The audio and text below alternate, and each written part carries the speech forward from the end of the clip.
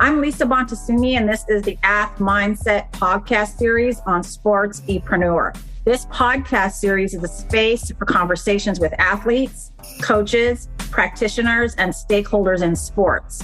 And it's where those individuals share their perspectives, experiences, and thoughts on mental health in sports.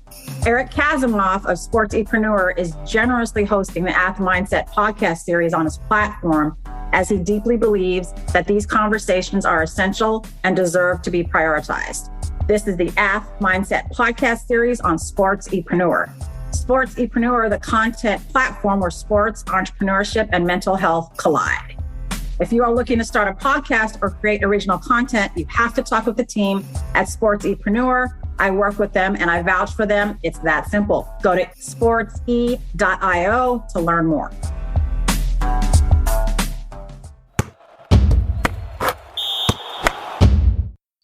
Thanks everybody for being here. Today, I'm joined by Maya McClendon. She is a mental health and sustainability advocate based in Louisville, Kentucky. She was a highly decorated volleyball player at Arizona State University and the University of Louisville. In college, she studied pre-medicine and psychology and graduated in 2017 before working at the University of Louisville Hospital and shadowing various specialties within the medical field.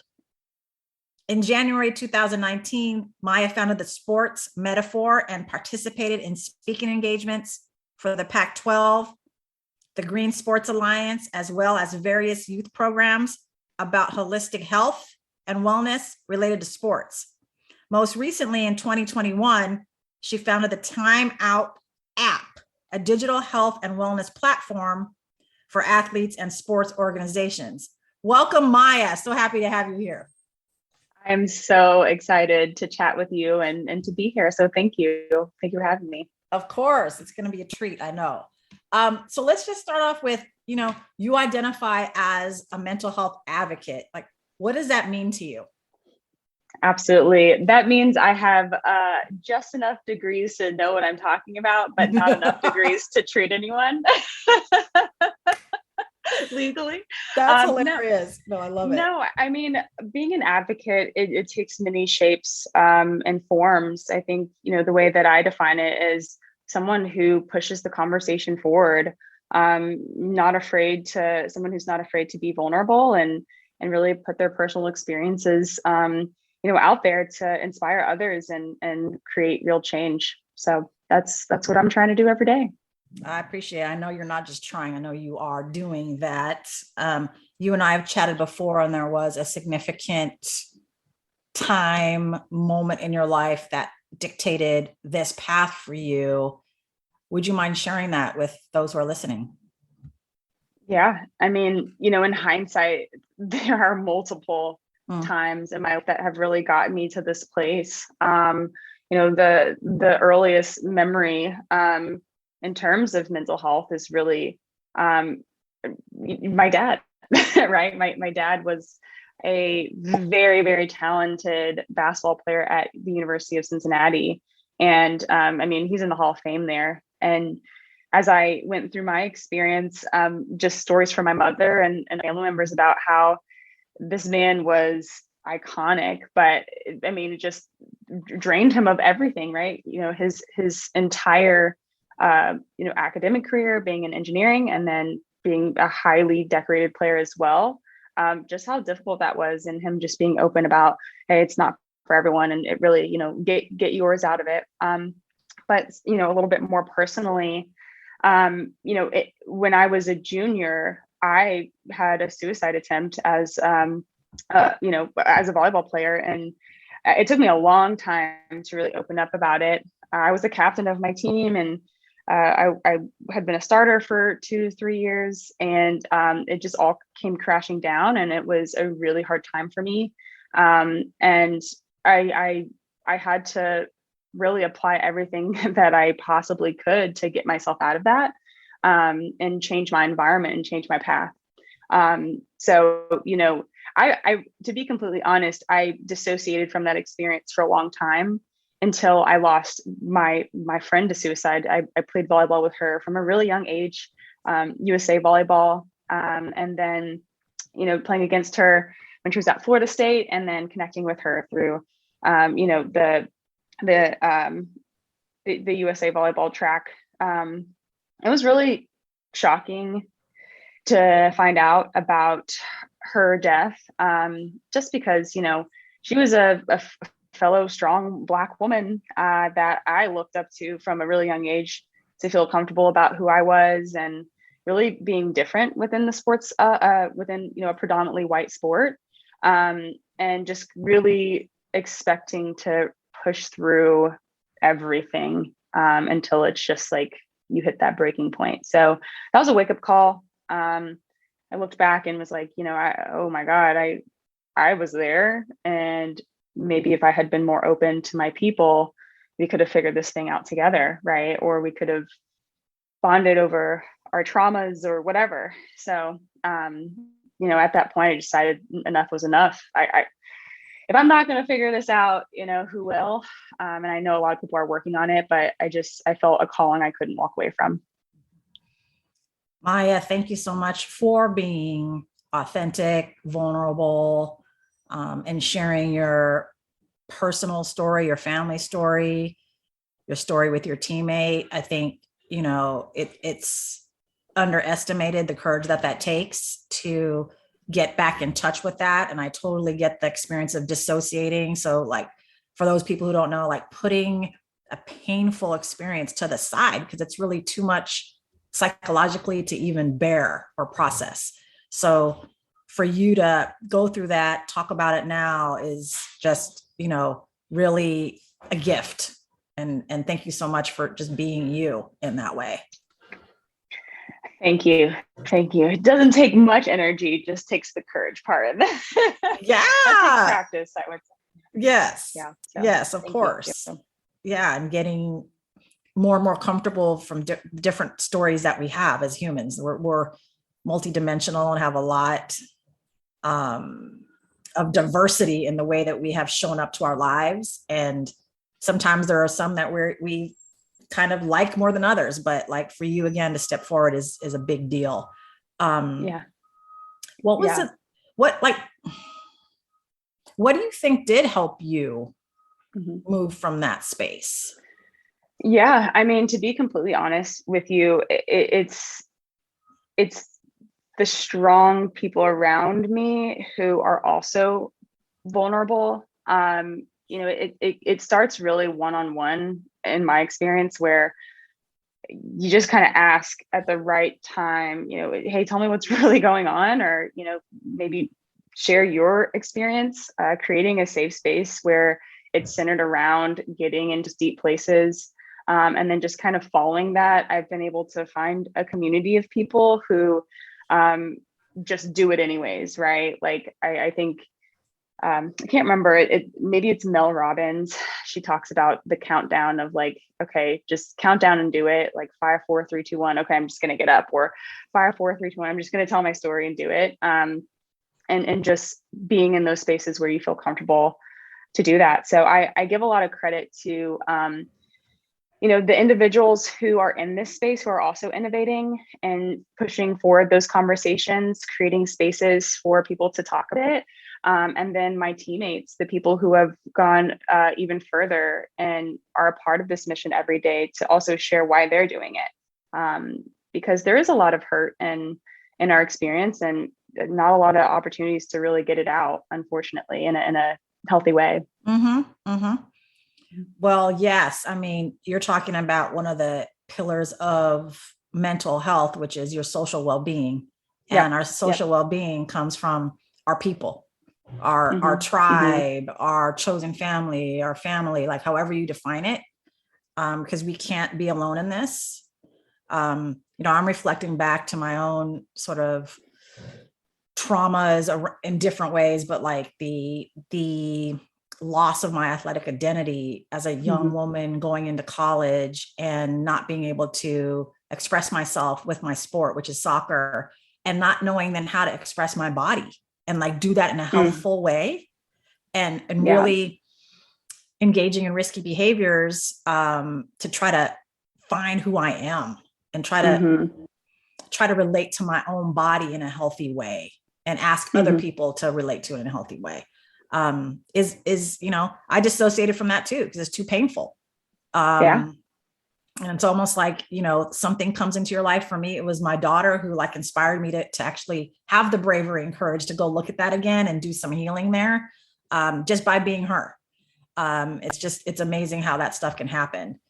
I know too, after my second child, I had postpartum panic attacks, which is real. I think people talk about postpartum depression. That's more common, quote unquote.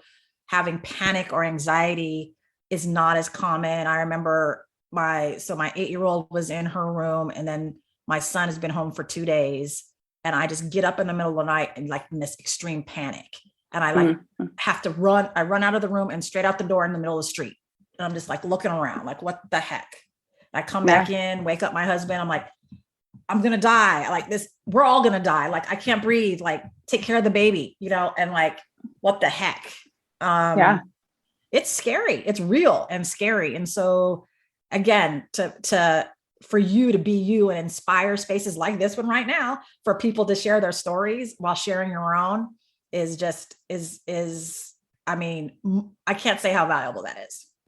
I just can't say. Thank you. Yeah. I mean, it has to start somewhere, and short storytelling is the first step. Truly, that's something that like, you don't need any degree to tell your story and to be open and vulnerable, and people can learn from it. They can take what they deem valuable and try it. And I think that peer-to-peer support is really important. Even if it's through a podcast or whatever avenue people can get to just listen and to feel heard, I think is what we're really, really, really missing, especially those athletes who are not in the major sports or not, starters. Where's their, the attention to their mental health?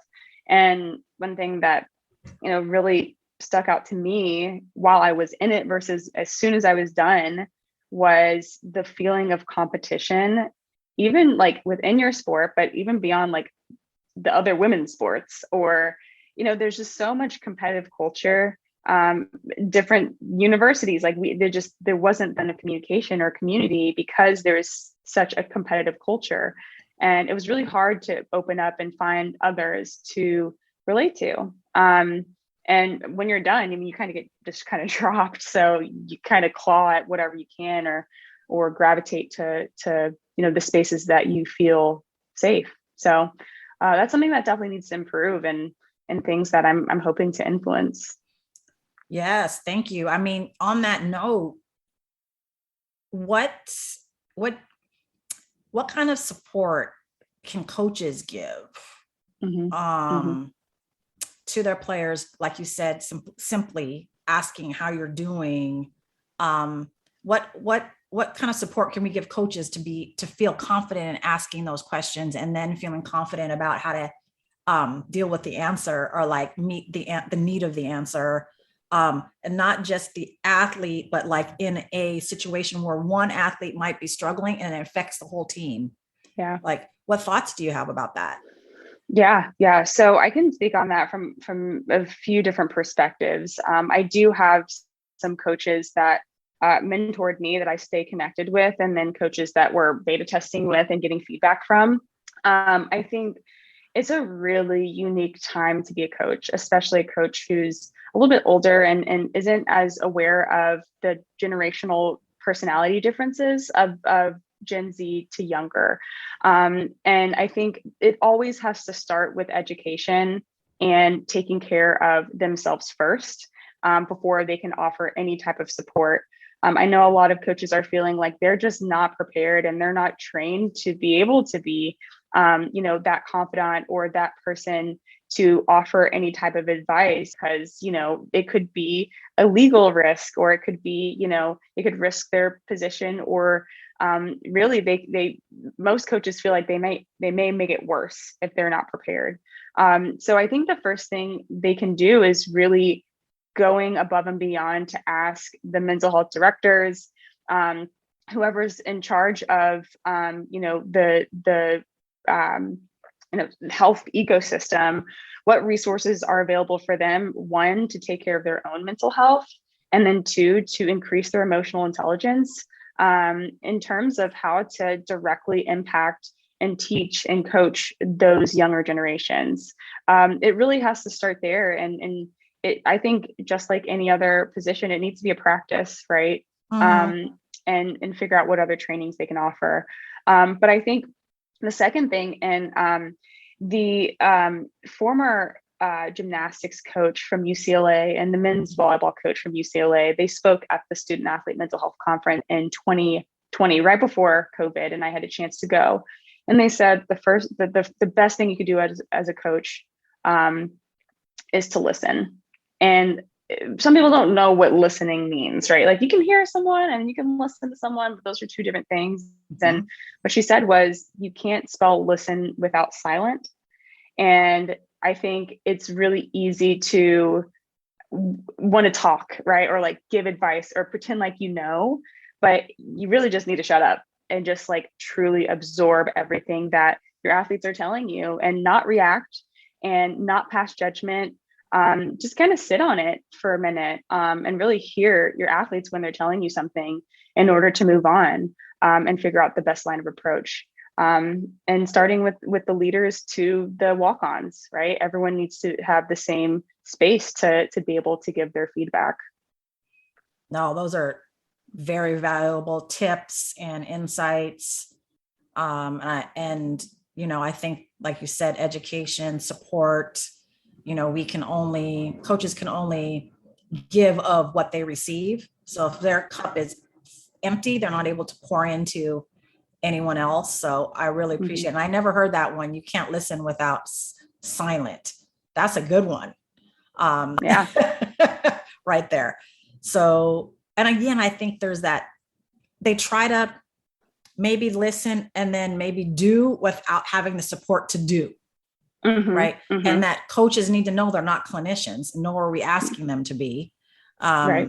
But again, the education, I work with Cutler Wellness Program. She's Betsy Cutler heads up like coach education, mental health education, and athlete mental health education. So that's really awesome. And then AthMindset can provide clinical support to coaches as well as the athletes and the teams. I know that you have ventured out as an entrepreneur and are doing some great things with Sports Metaphor and Timeout. Please tell me and everyone listening about those two endeavors. Absolutely. So Timeout, is a company that I started when I was 24, maybe. Oh, wow. Just kind of trying to understand how to support athletes with innovative technology in terms of holistic health and wellness. And, it's really an umbrella company for a bunch of ideas that I have, and ideas that I see are floating around that are created by athletes, and eventually, to serve those endeavors. But the main thing that really came out of Sports Metaphor was Timeout, which I officially incorporated last year. And that's in terms of holistic wellness, it covers mental health and wellness. And what originally started out with just a mental health for athletes has now expanded into an entire digital health platform that connects athletes, not just to licensed sports providers, but in-person and virtual on-demand resources. It's more than just one app. It's actually two mobile applications. One is meant to be used by the athletes, and the other is meant to be used by any licensed provider that is within that sports ecosystem. And those two apps communicate to each other in real time.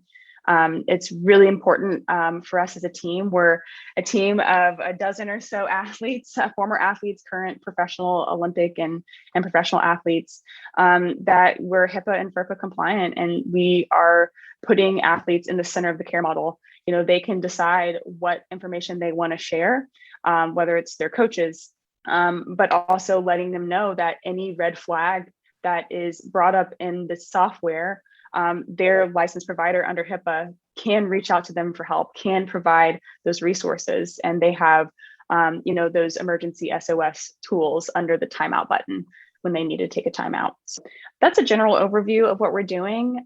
We have an incredible team of writers, and we're working with an animator to create our own psychoeducational tools, topics that are relevant to athletes. I'm a huge research nerd, so I have like 5 years worth of research related to athlete mental health and the tools and the education, but our goal is to translate it and ironically, but not so ironically, create sports metaphors so that athletes get it and they can actually apply it to their own life. No, that's great. That's great. If there was a athlete or a licensed professional or a university who wanted to learn more about timeout or start to use it, what would that process be like? Absolutely. So we are right in the middle of beta testing and doing focus groups for our services and our application, and that will be happening all summer. In terms of our rollout right now, our main customer base are universities, right? So we're selling directly to universities, and there's not really an individual app that people can download right now. But if people wanted to learn more, they can go to our website, which is thetimeoutapp.com, and sign up for beta testing or reach out directly to us.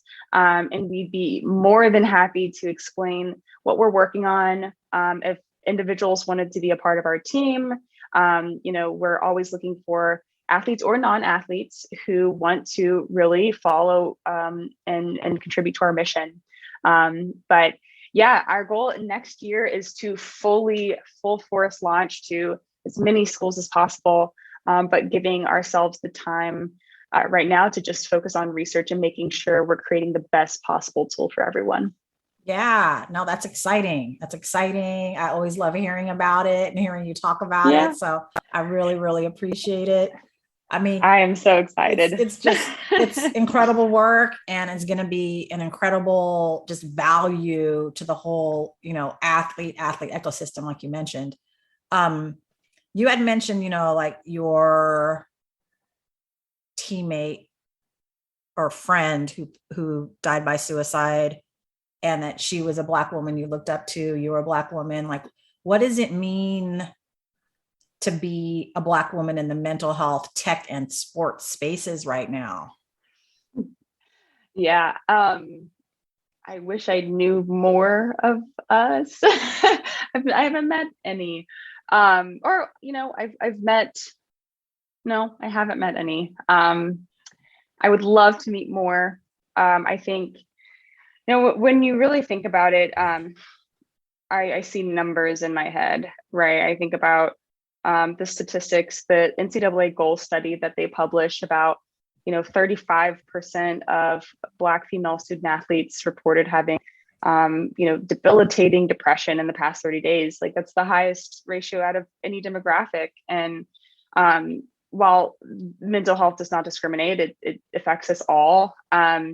The type of technology that is really being innovated, like AI and algorithms, we have to keep in mind, the groups that are at higher risks and are often left out of the research, right? I think it has to be a conscious effort. And for me, I mean, it's second nature. Like, I'm always thinking about my community.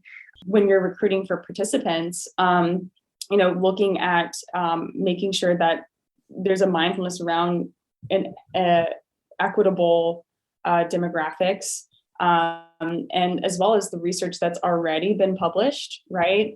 Taking into consideration, those participants and the demographics of those participants, because there are so many factors and variables that you have to consider about,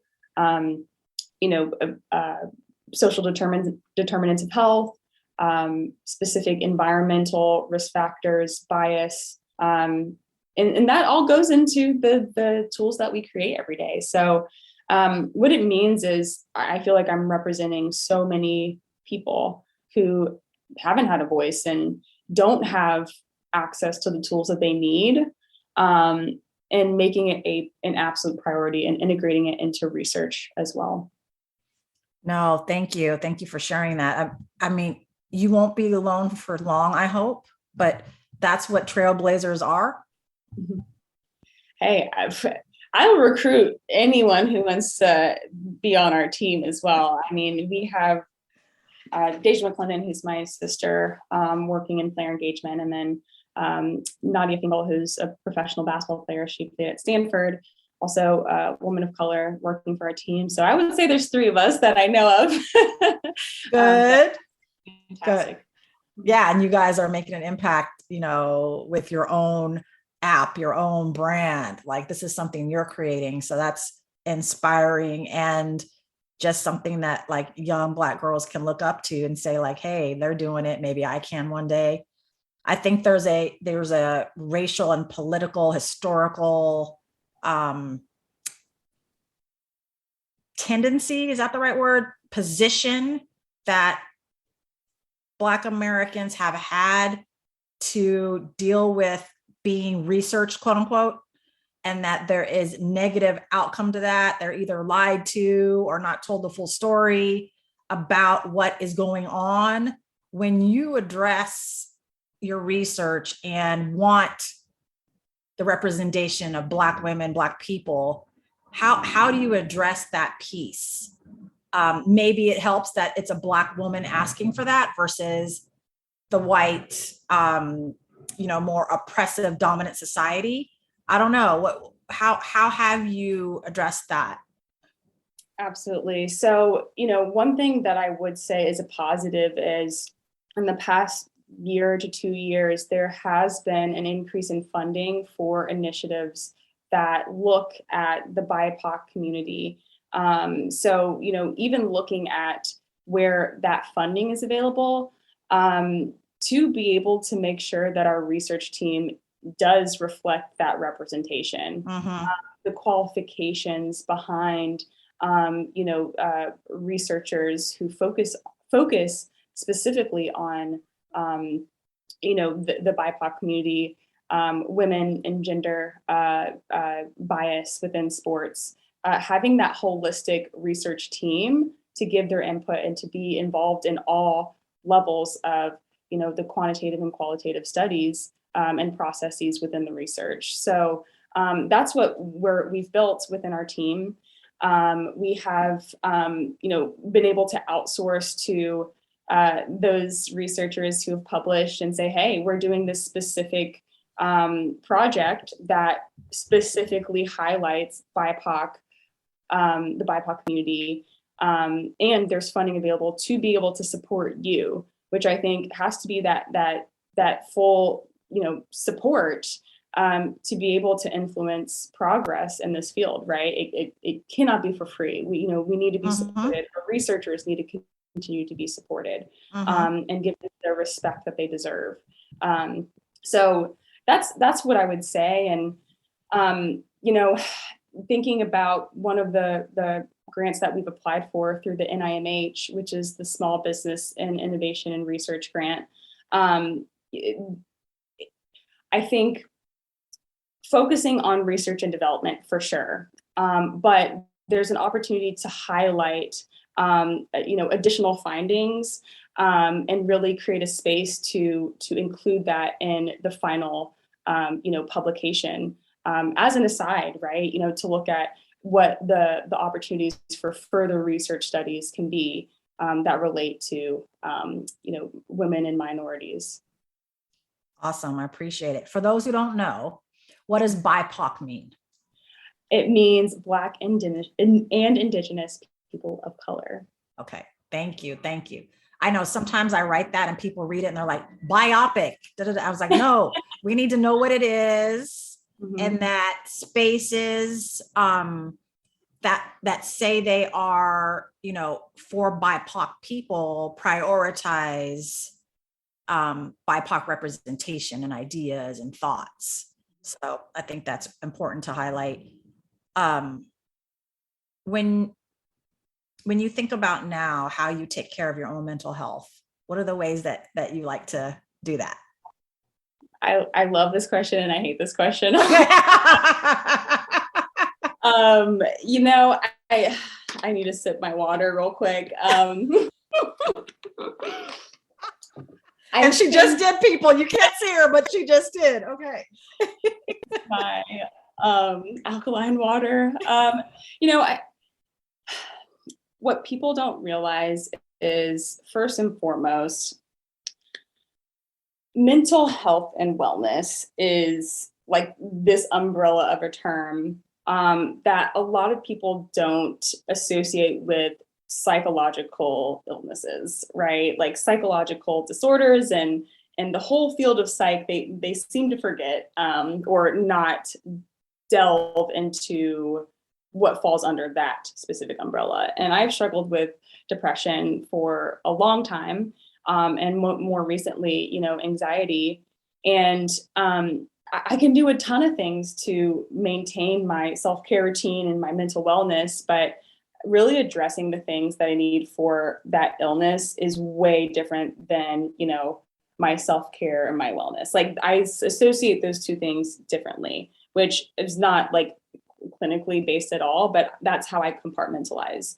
Managing my depression requires, a mindset shift on taking my medication that I know really helps me, and being informed with my doctors about how I can, maintain that regimen, right? Like, I don't want to become dependent. So how do I need to supplement that behaviorally and really address that? But when it comes to like my mental health, which, some people associate that with,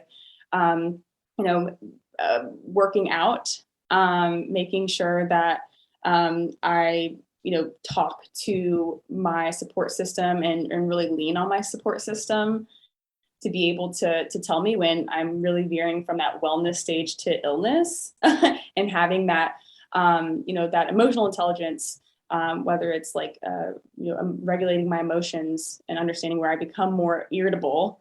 I'm veering from that like day-to-day mental health to maybe an illness, which, physical health is mental health. I mean, that happens with my body as well. Like, when I start sniffling and coughing, like, okay, like that's where I'm going from physical wellness to like, I'm ill. Right. So when I manage my illnesses, and get to that wellness, it's that day-to-day discipline, of waking up and not going straight to my phone, and really, understanding that phone addiction is real. Yes. That affects your mental health. Making sure that I do my yoga and my meditation and mindfulness practices. And then, like I said, leaning on my support system, letting them tell me maybe when I'm veering from that state of health and wellness to illness. Yeah. Thank you so much again for being so authentic and vulnerable and breaking that down in the way that you view it for yourself. I think that's really, really important. I mean, it's you showing us that you can be, even with a diagnosis, a mental health diagnosis or disorder, and being on medication, you can still be very high functioning. Oh yeah. Like, people, like, I need people to hear that. Like you're listening to Maya talk right now, and like she's on the very high end continuum of high functioning person. Like, and she still has a diagnosis, and she separates mental health from her mental disorder, diagnosis, mental illness. And like, there's a continuum across the board. I mean, that's so important to, because I think people say like, oh, damn, if I get a diagnosis or I'm recommended to take medicine, that's a death sentence. Like, I'm done now. I can't lie and say that there wasn't a point in my time or in my life where I thought that. Like, I was so against medication. I'm like, I don't want it to affect my brain, and I don't want to become dependent on it. And I mean, I get allergies and I need my Zyrtec. Like, I can't focus on my day if I'm sniffling and all these things. Like, why was that so different for me in my head? And it's just the acceptance of my body can't do it. So why don't I just help my body out a little bit? It doesn't have absolutely to be doesn't have to be absolutely. I mean, I think what it is the stigma, the stigma, like, oh, I'm weak if I can't, be in touch with my emotions, my psychology, the way I think and feel and behave, that like somehow I'm weak, when we don't say if we fall down and break our leg, we were weak. Yeah. I think one thing about that I've been pondering recently is the stigma around the word weak as well. Because if there's a strength, there's weaknesses, and that's okay. I mean, when I was a volleyball player, like one of my weaknesses was I was really short, but I flipped that into an advantage, right? If you can be real with yourself about where your weaknesses are, it really highlights your strengths. And you can say, okay, my brain can't regulate, my serotonin the way that I wish it would, but maybe it plays in a different advantage, right? I can really flip this and own it. It doesn't have to be something I'm ashamed of, my weaknesses. And I think that is the conversation that has to be had is, so what, you're weak in that area. We can't all be perfect. We can all be good at everything. And what are you going to do about it? Like you said, is it a mindset shift? Is it working to make it, feel like less of a weakness and actually a strength? Or you pivot or you adapt? I mean, I think that goes back to the earlier piece of this conversation about the way there's a culture shift happening about how we talk about that the older generation coaches potentially aren't as connected and can work to be more connected with the Gen Z and younger around the way that the younger generations are like talking more openly about it. And then for them to say, I can't show up to practice the way I want to, coach. I'm gonna do the best I can because I'm having a mental health challenge today. Like for the coach to be able to embrace that conversation.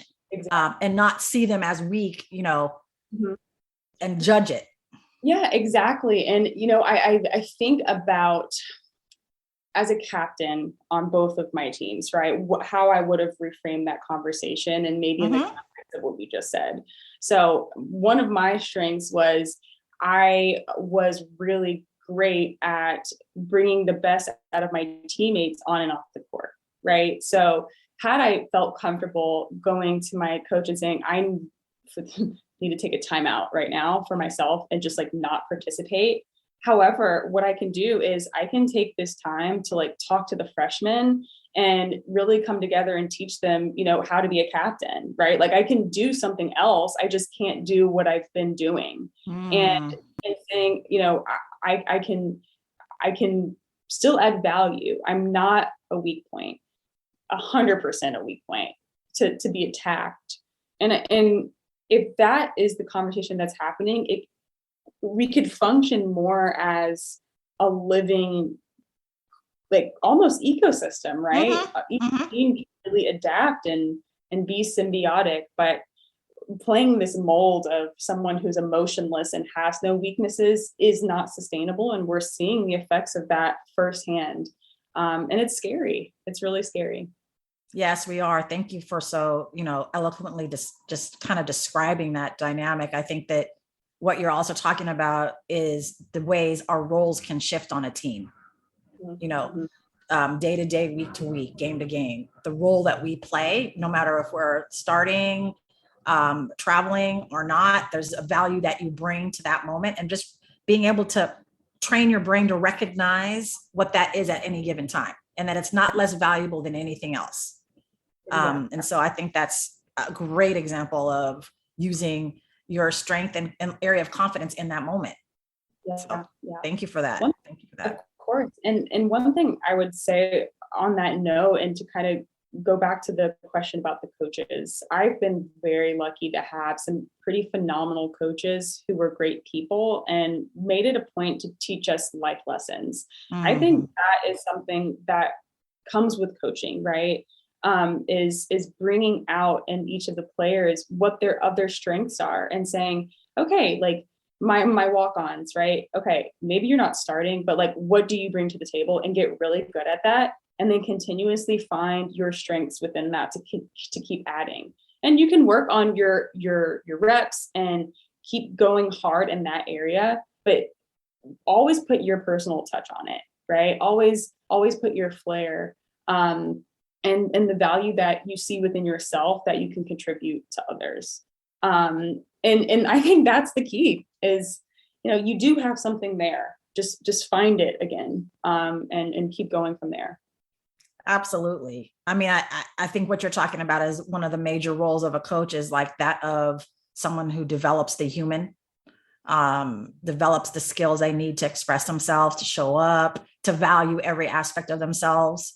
That's huge, because that then, as you know, carries over into life, maybe when the sport is not a part of your life anymore. And like, you get to do stuff like create all of these companies that you have and apps, and like be an entrepreneur and like own it. So I think it's just wonderful.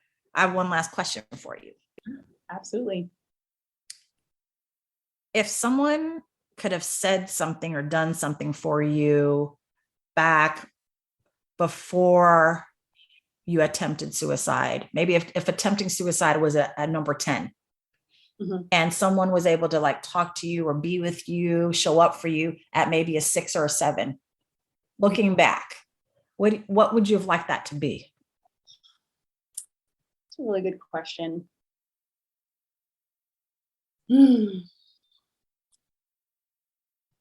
That is a really good question. If someone could have said something to me, or shown you something, or showed up in a certain way, or just was with you somehow. It's so interesting. I mean, it took me a while to understand that in my head there are two voices, right? Like when you're thinking, like you're asking a question and you're answering it. So like there are two narrators in there, right? The only thing that would have helped is that other voice, seeing value in the other voice, if that makes sense. Break that down.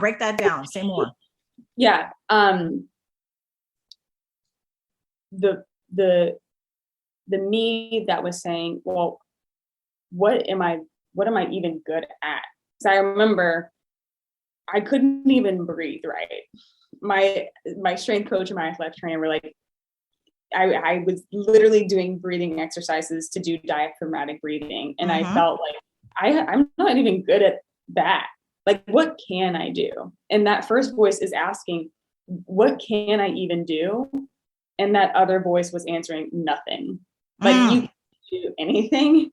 And I had supportive people and amazing teammates who saw I was struggling and like brought over gifts and said, I'm here for you. But it didn't matter, those people, unfortunately. Like I loved them.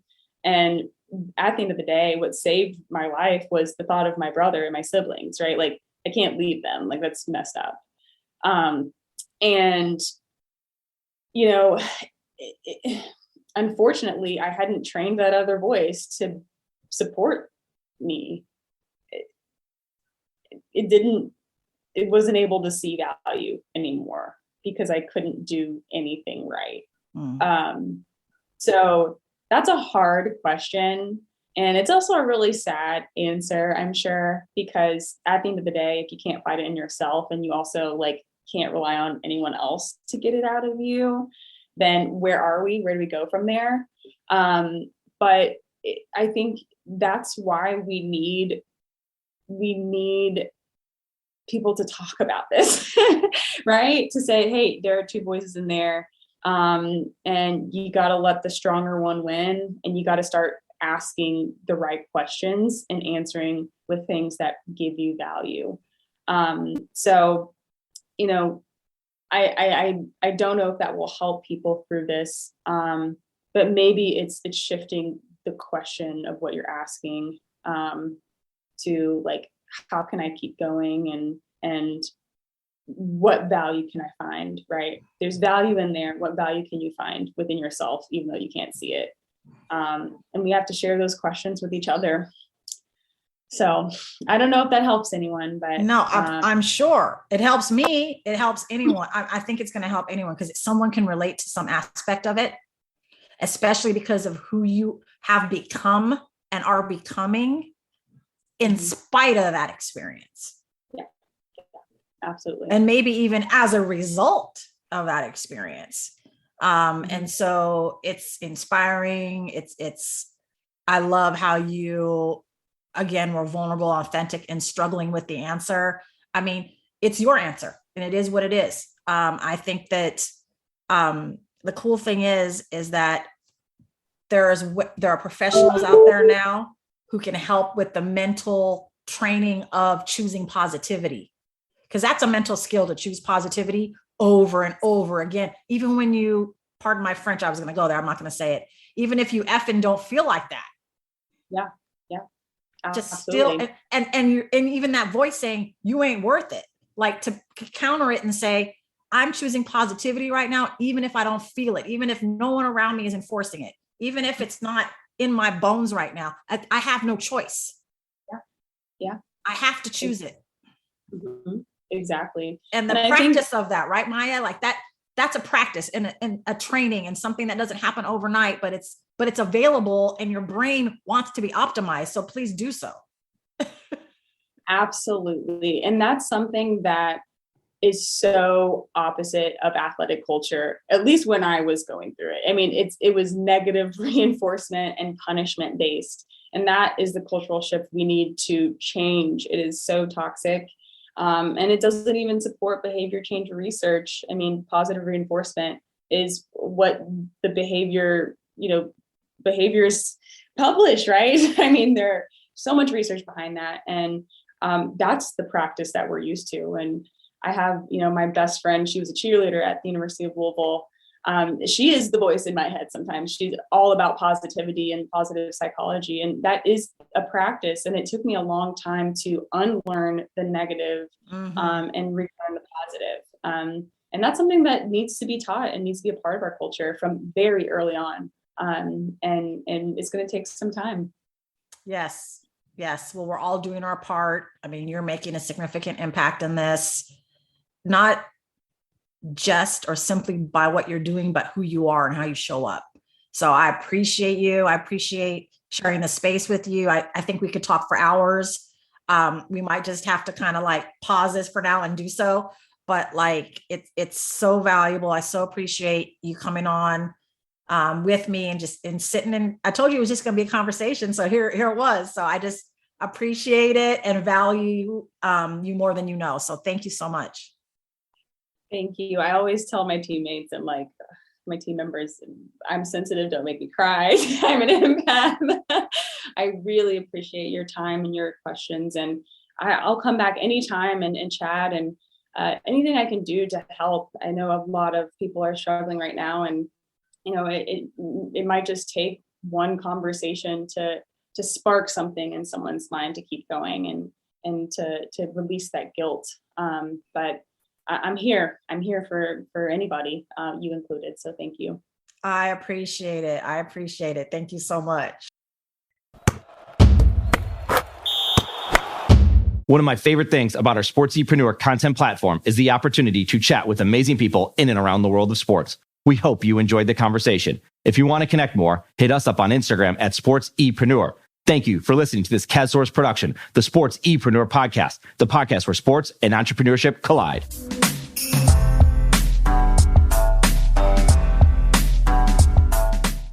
Sportsepreneur is a content platform, a collaborative team, and a marketing brand that is all about showcasing leaders and difference makers in and around the world of sports. While we create our own content, we also create content with you. This includes collaborative content and exclusive content for your brand. Think podcasts, blogs, social media, and overall content strategy. Our sports content marketing team is specifically niche for those in the sports industry. That includes sports businesses, athletes, managers, coaches, trainers, entrepreneurs, and business leaders in the sports market. The bottom line is we want to help with your sports-related brand, your content marketing, and your story. Connect with us on Instagram at Sportsepreneur or find us online at sportsepreneur.com. Sportsepreneur, the content platform where sports and entrepreneurship collide.